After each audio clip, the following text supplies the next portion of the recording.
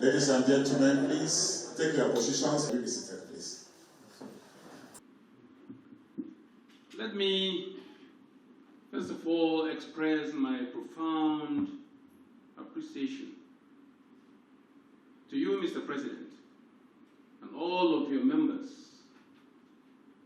and also to members of the Fourth Estate of the Realm for always responding promptly to our invitation whenever the need arises. I sincerely appreciate you. I appreciate the fact that you appreciate our little token of training the news and crime reporters some time ago on the Transcorp. That is just a token we can offer. And I want to assure you that it is going to be an annual basis. Whether I'm in government or outside the seat of power. That is another way of contributing to our nation or nation building. I will gladly continue to do that. And nevertheless, it always gladdens my heart to always sit down and interact with all of you. I think my Commissioner for Information almost speaks all of my mind. I am an accountant, a professional accountant, and we speak in numbers. So I wouldn't talk much. I will not speak English. We are not trained to be speaking English. That is why I had lawyers and learned ones. There are senior advocates and junior advocates all around me to be speaking the English. But I will attempt to just put a few words across to all of us. Why am I always happy to have interaction with you? Like my Commissioner for Information just said, that you are the gatekeepers. It is often said that you are who you say you are. If you say you are a good person, on the face value, you'll be taken to be a good person until you prove otherwise. So, we looked at ourselves and our environment. Nigeria is either underreported in terms of our advancements, progress, and successes, or we are over-reporting and hyping the negatives. So it is necessary for us to understand that this country, and indeed Kogi State, is all we have. As a citizen of Kogi State, I don't have any other state other than mine, and I love my state so much.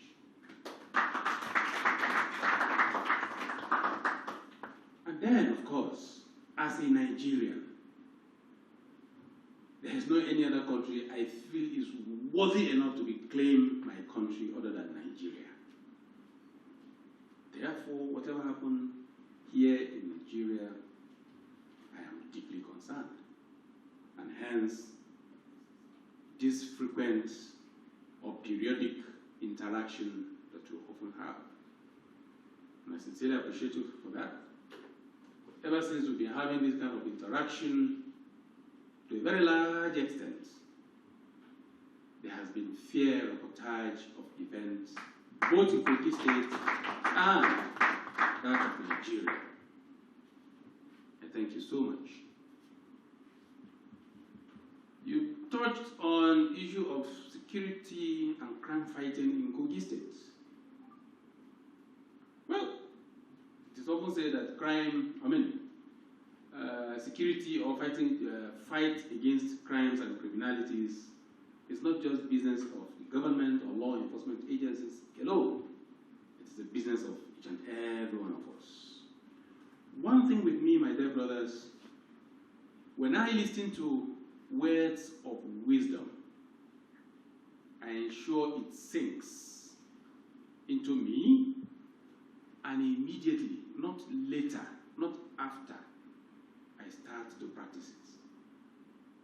So we'll be hearing this issue of security is a business of all of us. It's not only crime fighters or police alone. As God will have it, I found myself today in a position where I should be able to put those words into practice. Very simple. I ensure that every citizen of Kogi State take part in the fight against crimes and criminalities. Everybody, from your very home to the community, to the local government, to constituency, to the senatorial district, and across the state. Every citizen of Kogi State are potential crime fighters. So when each and every one of us take it as our business, so the job becomes easier. So what we do simply is to assist law enforcement agencies in our various ways. Where it is lacking in the past was in the area of cooperation, collaboration, and intelligence sharing. We ensure that we allow our citizens to understand the basics of fighting crimes and criminality. We ensure that all the law enforcement agencies we have on ground, or we met on ground, are responsible enough and up to their responsibilities, and they are carrying out their jobs. We ensure that as a government, we open up our doors to all citizens of the state to report every incident before it happened and or after it happened. So, I, as a captain of the ship, I ensure that I don't rest on my oars. I put all the law enforcement agencies, the citizens, on their toes to ensure that they do their job. We're doing our job, and hence the result we are getting today in Kogi State. It is not yet Uhuru. We have not recorded zero crime rate, but that is our target. To a very large extent, Kogi, I maintain, is still safer than any other state in the country today.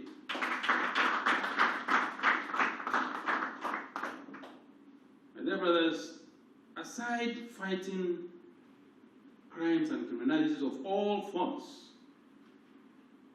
what we try to do is to ensure that systematically we reduce and put a halt to the issue of corruption in the state. We did that scientifically without political witch hunts. When we came on board, we sat down and evaluated what happened in the past before our assumption of office. My dear brothers, I was elected to come and serve, utilize the available resources, financially, materially, and in terms of human. The mix of it to be able to serve the people of the state and of course the country to the best of our ability. I quickly zero down, bend down, hit the ground, and started running. I am very much aware of a lot of counsels by our elders in the past, that if you want to move forward and you are looking backward, you will crash. If you have to pause to look at the back, you will lose mileage. So, I ensure that I drew the line and started what I met on ground. I'm sure you are aware of the very difficult civil service reform and several other of our thematic areas. We did that and ensured that we made it very difficult for any unintended beneficiaries to participate and take our resources. We ensure that our procurement process is open and scientific enough that nobody should be able to circumvent the system. But for me to be able to do all of the reforms, I had to ensure that I hire eggheads around me to carry out this job. More than 90% of those that are serving in Kogi State today are professionals in their various fields. They are experts in their various fields. And they are excellent in their various fields. And this is why we continue to come first upon first, or ranking so high by various rating bodies, both locally and internationally. I'm sure you are aware, back to back, how Kogi State was rated as first in terms of financial, fiscal transparency and accountability program of the World Bank, and several others. My dear brothers, we don't hesitate to correct ourselves if anything is going wrong, because nobody is an island on himself and nobody can know it all. Sometimes we just listen to even street discussion and we bring it to the highest decision-making body of the state, and we ensure that we quickly address whatever is the burning issue. That is how responsive our government is. So, we try to reduce corruption to the barest minimum. We equally, as much as possible, to improve our economy. First, blocking and sealing all the loopholes as much as we can identify. And that was why we were able to jack up our internally generated revenue from paltry sum of about 250 to 300 up to over 1.7 billion before the advent of the glorified malaria. So, but thank God, I think we're climbing again.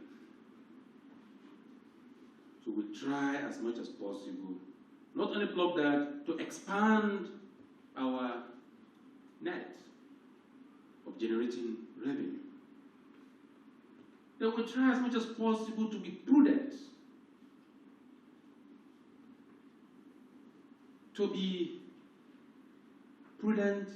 and prioritize our expenditures by ensuring that whatever we're going to do in any fiscal year is contained in our budget, passed by the State House of Assembly, and we tried as much as possible to implement the budget within the available resources. And Immediately we are leaving that particular year into another fiscal year, we publish our financials. But dear brothers, citizens, this is what we proposed to do. This is how much we were able to raise. And this is how we spent it. If 1 naira is made to buy this phone, and the phone is not there, the 1 naira must remain in the bank. If the 1 naira is not in the bank, the phone must be there. If there's no 1 naira and there's no phone, then heads must roll. Aside the fact that I have professionals and very passionate team, very dedicated team, I rise up to supervise them at all times. And in most cases, they least expect me coming. I take them unawares. And then we're having all the successes and progress we're having today in terms of projects, policies and programs implementation in Kogi State. And we try, because we know that we're not an island of ourselves, we try to collaborate with our other brothers, other federating units. Whatever we don't know, we don't hesitate to go and learn from them. And at the same time, we're always ready to share our experiences with others. And then, brothers, you talked of the Chinese contractor who tried to do shabby work in Kogi State. Like we said earlier, we tried as much as possible that the little resources we are getting or generating or receiving, we utilize it judiciously. We don't carry out all of our projects in Kogi State are world-class, of world-class standard or quality. In fact, we price contract in Kogi State as if we are pricing tomatoes in the market. As if you are buying Maggi in the market. That is how we sacrifice. We go to that extent.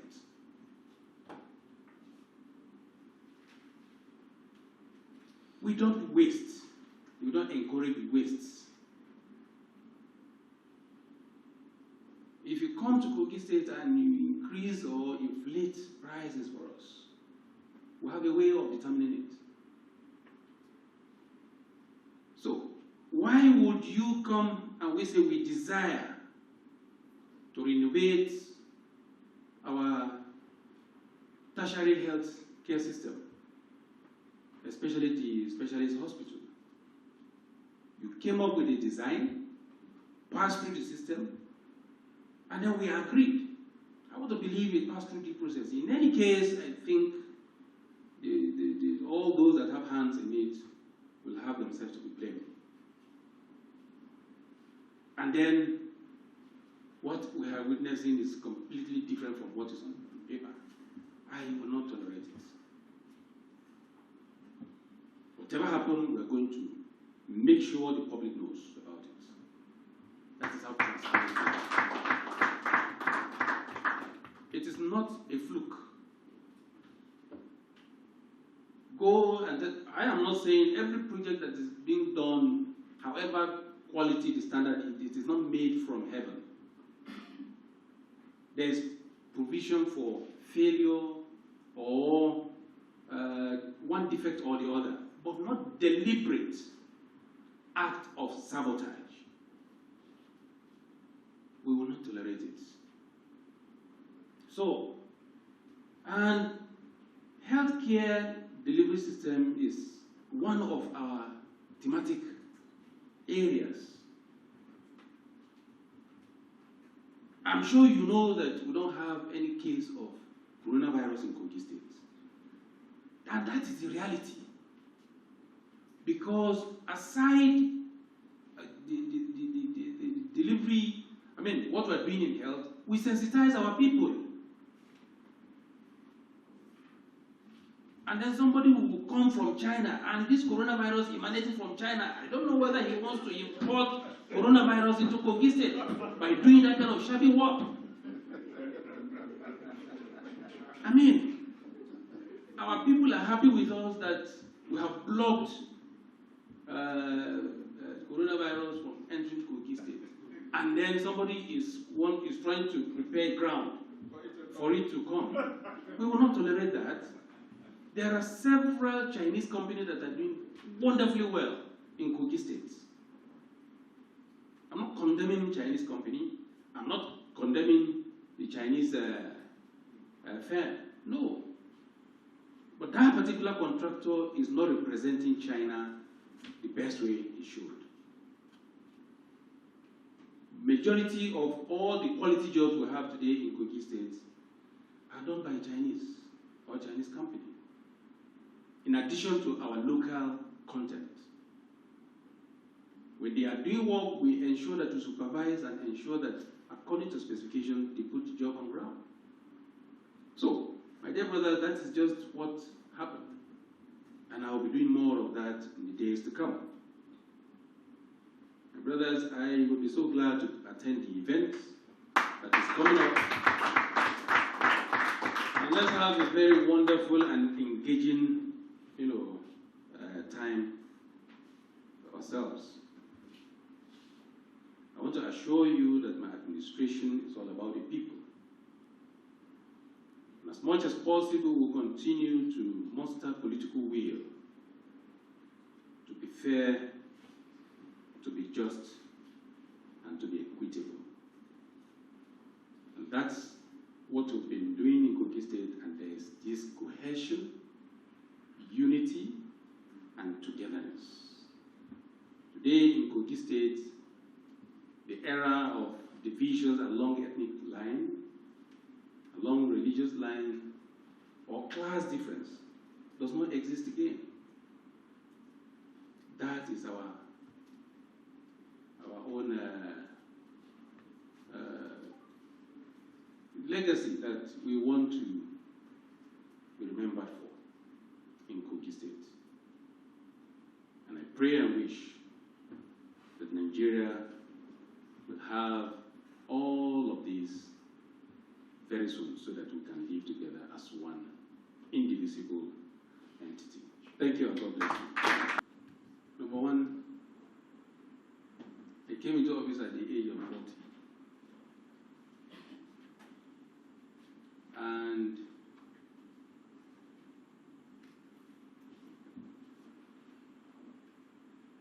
I'm sure you understand that is answer number one. I came into office at the age of 40. God knows why he made it that way. That's number one. Number two, we appreciate the contributions and sacrifices of our past leaders, elders, and fathers. We didn't jettison them. There were a few of them in my administration, and we constituted Elders Advisory Council. We know surely that the energy that this office requires is far beyond some of these our elders again. We really want to get things done. We have to hire those that have the energy. But the experience to get it done, we must always have our elders to keep giving us the advice. And that's why we didn't get to send them. We put the strong, the energetic, and the forceful ones ahead to bulldoze and grade and make it smooth. With the experience to doing it where we are lacking, we try to compare notes with our elders from the Elders Advisory Council, and hence the result we are having today in Kogi State.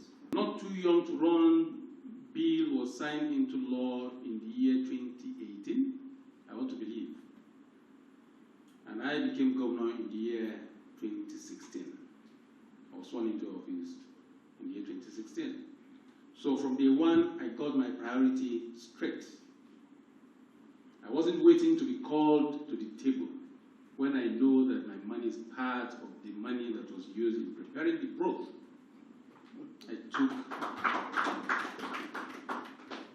I had to take, not just sitting on the table, but sometimes, in fact, in that particular case, I sat at the head of the table. And then God blessed the movement. You see, let me tell you, nobody, like our elders have always said, nobody is going to call you and say, here is power, take. You must work for it. Nobody is going to say, this is the right thing, do it. You must sit down, make research, discover who you are, your capacity, your ability, what is your stuff is made of, and then put it to practice, legitimately, rightly. Then put that aside. I began to prepare for the office of governor since 2005. No, precisely 2007, after the general election. I was getting myself prepared and waiting for the opportunity to present itself. So some level of my preparedness met opportunity. And then I waited for no one. Rather, I strike. And then God completed the rest. So I will urge each and every one of us to be prepared at all times. We should be prepared for whatever we want to do. Take much of your time to prepare and little time to execute. Rather than using little time to prepare and the whole of your time to execute and you achieve nothing. So, the not too young run bill that was signed into law graciously by President Muhammadu Buhari only substantiates or buttress what I had long demonstrated. To run, act, trailed us behind. We are taking the lead. And the question of whether our elders have failed, they have tried their best. You can't do more than your capacity. You can't. That is natural. In sciences, there's what we call normal curve. Normal curve. When you rise, if you plot the x and y axis together, you see the normal curve. The time to rise, to start to rise, you get to the peak, and then you must decline. That is the natural, you must respect it. So our elders have really done well. At least they found this country. At least they fought for the unity of this country. At least some of the social amenities and infrastructures we have seen today, or some of the policies, we inherited it from them. Even if they are obsolete or outdated, that is the best they could put on ground then. So it is now incumbent on us, the younger generation, to take the country, not to receive the country, but take the country from where it is today to the next level. If you sit idle by and I am still expecting my late mother to come and cook, to go to the kitchen and prepare meal for me today, probably I would have even died long before she passed on. So if we are sitting down waiting, that until you are called upon to the table, you're simply wasting your time. To my brother Mohammed, you're talking of, you still refer back, took me back to the 2023 sessional agitation. There is a presidency, whether rotation or no rotation. Well, to me, I think this will equally answer a part of the question of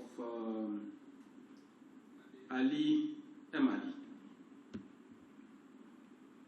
At all times, I always envision. I don't need a soothsayer to tell me. When you judge the pulse of a nation, except you are less concerned, you should be able to predict to a reasonable degree what is likely to happen. And that I always apply in my daily judgment. A lot of people are agitating, both the South and the North, agitating that power should come to them.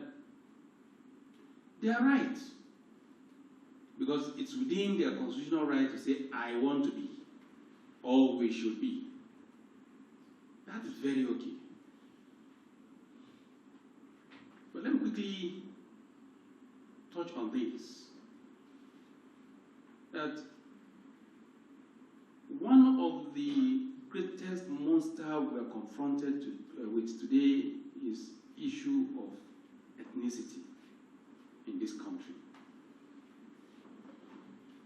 How can we be saying ethnicity is one of our bane of development, and then we are championing it at a larger cause?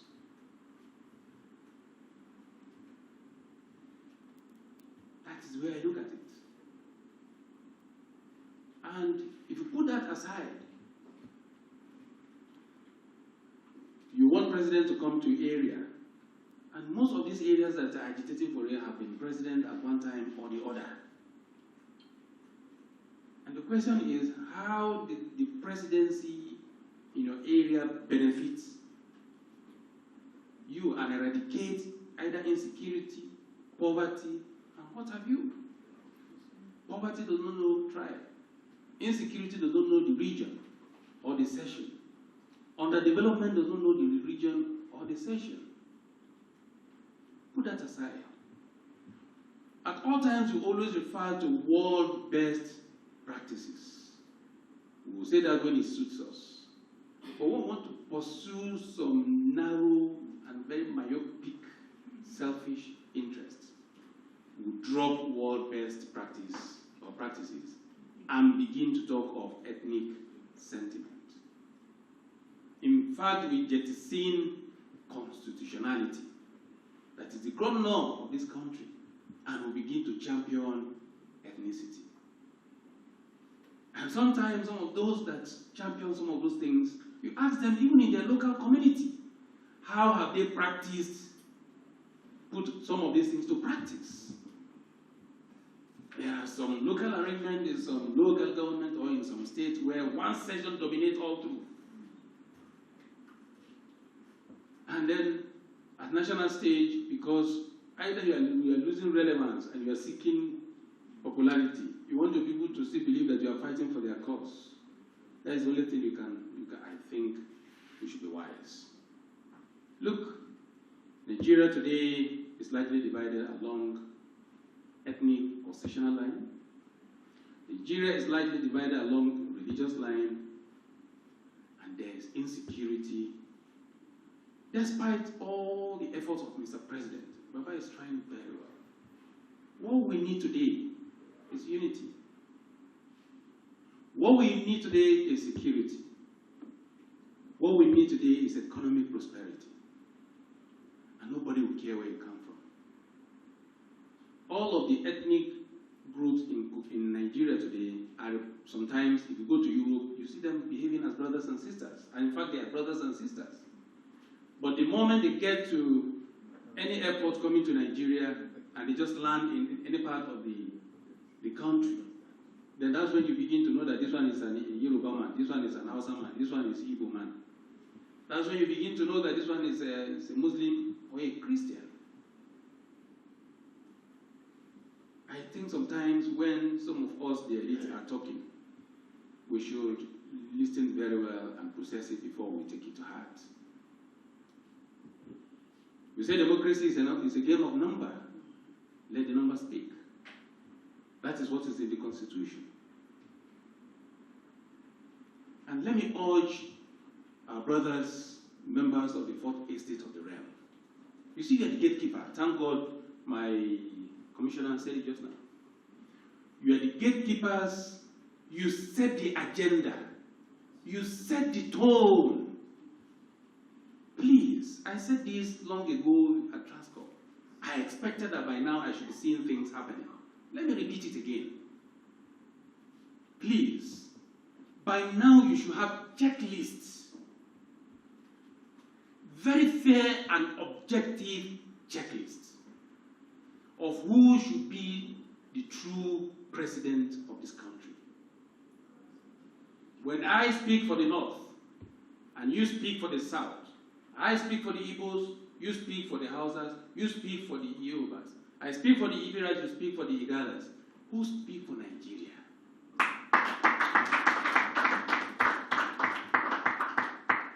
And that is why we are encouraging corruption, nepotism, insecurity, disunity in this country. Let's not wait till later. Later is dangerous. Waiting to take action later is dangerous. It might be too late. Set the agenda now. Promote it in the media. Don't allow us to take lead as politicians. But let me tell you, more than 90%,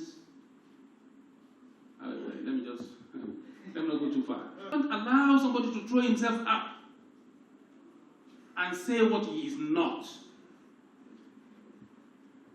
Let nobody come who does not believe in Nigeria, rather believe in regionalism. Come and tell you that they believe in Nigeria and you believe him. Listen to him and watch his past antecedents. We need a true Nigerian who will unify this country, who fights insecurity head on. We have our records. Go into it. However it is, a tortoise cannot change his shell. Or a leopard cannot, or tiger cannot change the skin. It's not possible, no matter how. You can go to Wikipedia or WikiLeaks or whatever it is to change it. But we know that this one is edited. I'm not referring to anybody, please. You understand? We have our records. Let's get serious and drop this sentiment. Nigeria is like a plane that is flying or that is on the tarmac. And it needs to take off. Full of passengers. Over 200 million passengers are on board. We need somebody to fly the plane safely from one destination to another. And you are asking of which tribe to come and pilot it. You are asking of the religion to pilot it. You are asking of whether old man should come and pilot or a young man should come and pilot it.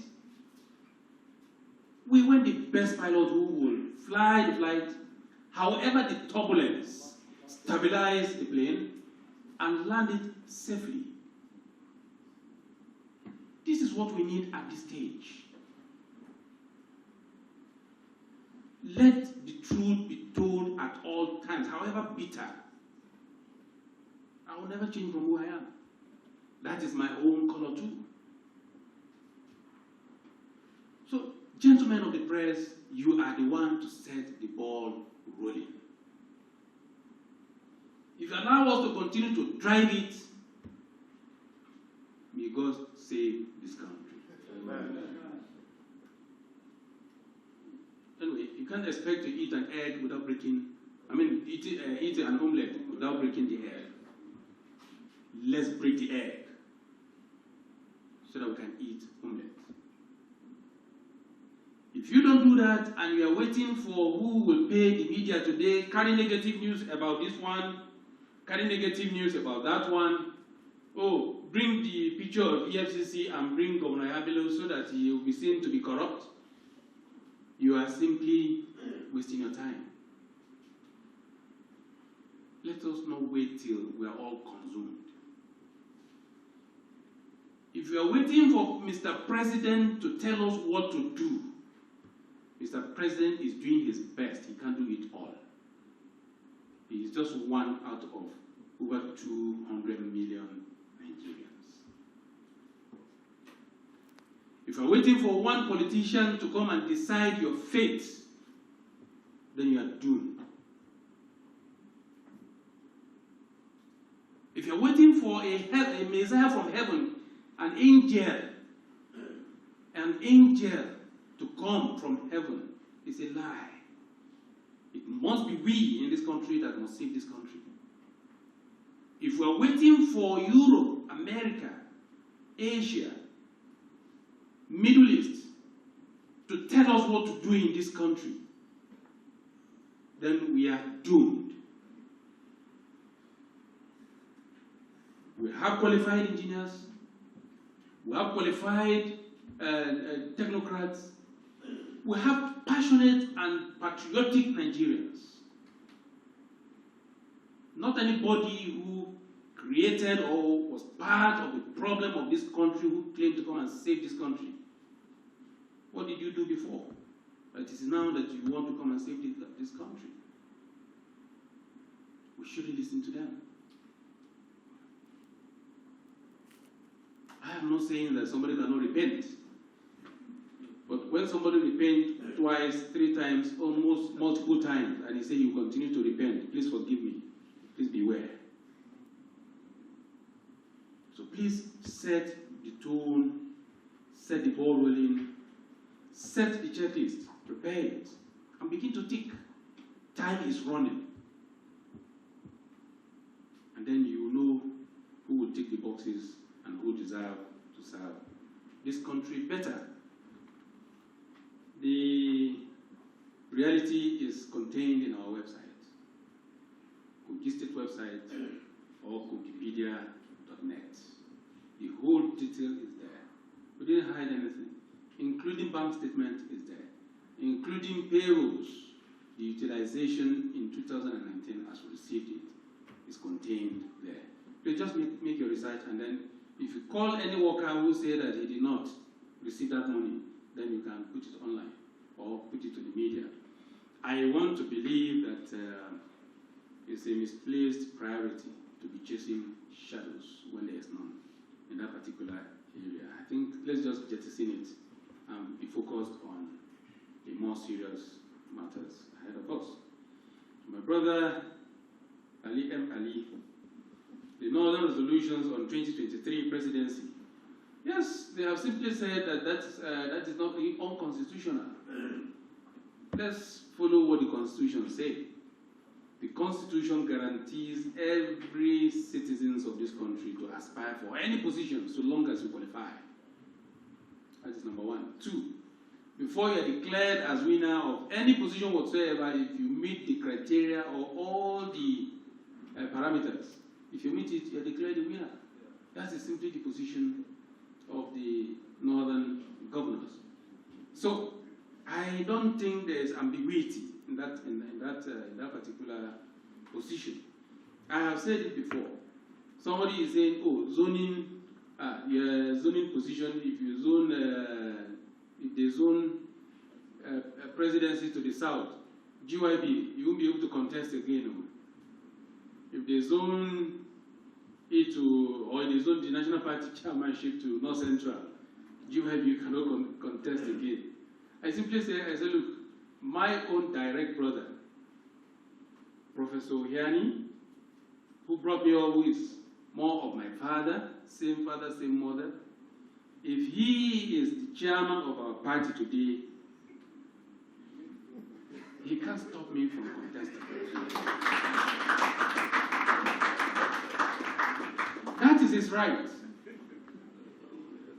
That is number 1. Number 2, the Constitution of the Federal, it will amount to breach of the Constitution to deprive anybody from contesting. Why don't you simply test your popularity instead of bringing some mundane issues together? Don't go, if you want to fight, fight. You want to challenge, you want to box? Let's get to the ring and slug it out. So, my dear brother, I don't think this they simply, brought out to Nigerians what the Constitution says. That's what my northern counterpart brought out. And I don't think there's anything wrong in that. And then there's equally nothing wrong in my counterparts from the south to say, we want to be the one to produce the next president. What is wrong in asking? There's nothing wrong in asking. All it requires is build alliance, consensus, agreement, understanding. And then once that is built, then arrangement can be worked out on that basis. But power is not a must. Because first, we have forgotten that power is in the hand of God Almighty. And he gives it to whoever he wills. And take it away from whoever he wills. So why are we playing God in this game? Who even know who will last till 2023? Nobody knows. So sometimes we claim to be religious and then we act ignorantly. Sometimes we claim to know the law, but we are the ones that are breaking the law or act ignorantly. Sometimes we behave as if we are elites, but it does not portray or show in our character or in our actions or our words. That's why I am cautioning that please set the agenda. Don't wait for us. If you wait for us, it's all right. Whatever you get, you take it.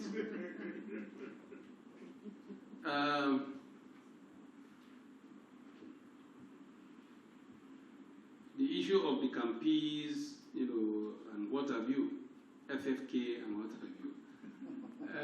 FFK is my brother, is our brother. He's a Nigerian. He is free under the Constitution to belong to one association or another at any point in time. The way and manner he has joined APC is the same way we have our other brothers that have joined in their numbers. And more are still coming. You need to sit down and understand this game. Nobody goes to school to learn politics. All you need to do is just sit down, watch, observe. Look, every day I analyze every leader that we have in this country. I look into their past antecedents. I look at what they're doing currently, and I can tell you what they will do tomorrow. And sometimes you take words out of my mouth when you should allow me to remain in my shell. So that is why you see a lot sometimes if I say, you ask me what's going to happen tomorrow, I say, but based on what I have observed though, it's likely this will happen. It will happen and I will be called, you will refer to me as, well, only God knows who. My dear brother, the Folashade Absalom, my dear sister, yes. I have touched on the issue of youth and unemployment. But let me commend Mr. President and all of his policies and those that are implementing these policies, especially as far as the various SIPs, social intervention programs of the President. I think what Mr. President has done, no any administration has ever done it in this country, in terms of direct intervention for youths, women, farmers, traders, technicians, and what have you. I will only urge the information outlets of the federal government to come out more and bring out those facts. Just like if you go to our website today, we told you that 20 billion, this is bailout fund, this is how we utilize it. You go to our loan account, how we took it from that account to various other accounts, and from there to various beneficiaries' accounts. That is a fact, is that not so? I'm urging the Ministry of Information especially to come out with some of those facts so that you see the multitude of Nigerian youths and those below the poverty that has been risen by this administration. You see the rot, the decay is to use Honorable Patrick Bayabo's word, the rot is gargantuan. It's so gargantuan that you can't, I mean, it is unimaginable. But I know that there are one or two things that can be done. And we will have a very huge leap from where we are today. So, what I will simply urge Nigerian youth is that unemployment is not a certificate or a recipe for crime or criminality. Today, I will say categorically that I don't buy foodstuff again from the farm. I mean, from the market. My families are feeding from my farm. Yes. In fact, raising up. Don't say it because you are a governor, your own is mechanized, or you are a big man, yours is mechanized, and what have you. No. Even raising up them in the village. I don't know when we ever go to the market to buy yam, cassava, maize, corn, and some other ingredients. I tell you, I know how to prepare dawa. Yes. I can't rule out politics. But, like I said, not everything we do to secure our people I come to the media to tell, to say. Ever since the jailbreak, I can tell you that we have gotten some of the perpetrators, not just the detainees or the inmates that returned, or that we return back to we capture and return back to the cell, but the perpetrators, we have the masterminders, we have captured some of them as we speak. I thank the police, the DSS, the army, the navy, and the local vigilante in Kogi State. They are superb, they are superlative, they are excellent. So, but we are going to trace it to all those who hire them to come and do that kind of dastard act. And I can assure you we will neutralize them. Having said that, I can assure you that peace and security will be restored back to that part of the state. It's been long restored. But I had to read Riot Act to the officials from that enclave. I read Riot Act to the traditional rulers, to the youth leaders, and other community leaders from that particular area. The next thing something happened, heads will roll. That's one. Secondly, for every one single unfortunate incident that is reported or that happens, we would have foiled nothing less than 100 of similar in Kogi State, unannounced. Fighting security is not in the media. But just make sure that everywhere is peaceful and secured. For every one single one that unfortunately happened, we would have neutralized more than 100 that would have happened and give us bad name. Just about 24 hours ago, our Nigerian army, police, and vigilante, not only in our land, crossed even border to neutralize themselves. But we will not report it in the media. We would rather keep it cool. Those sleeper cells that are coming from Zamfara, from Niger, crossing over to Nasarawa, because our place, there's no place to hibernate. Especially at the border with us. We'll cross over to neutralize them.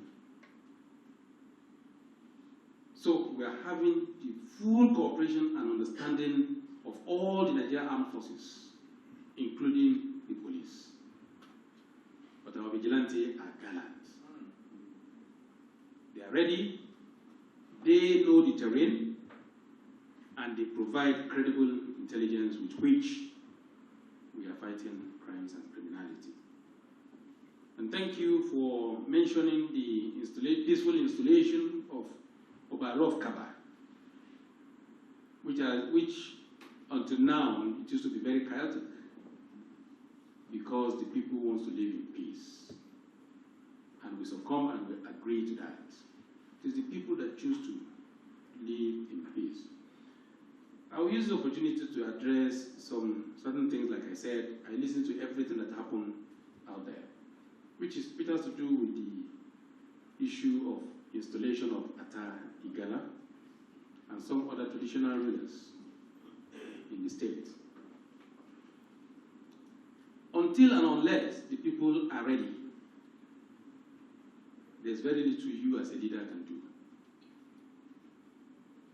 As we speak today, there are tons upon tons of petition on each and every stool that is vacant today in Kogi State.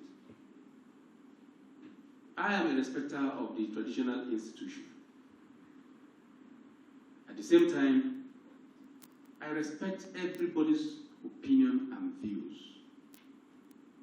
But when people are ready to be at each other's throats,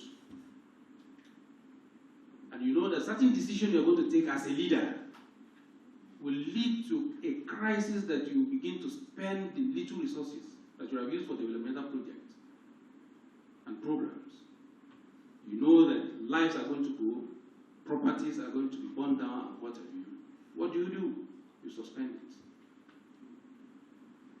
Until they themselves will know that they are undoing themselves. They will not take a decision.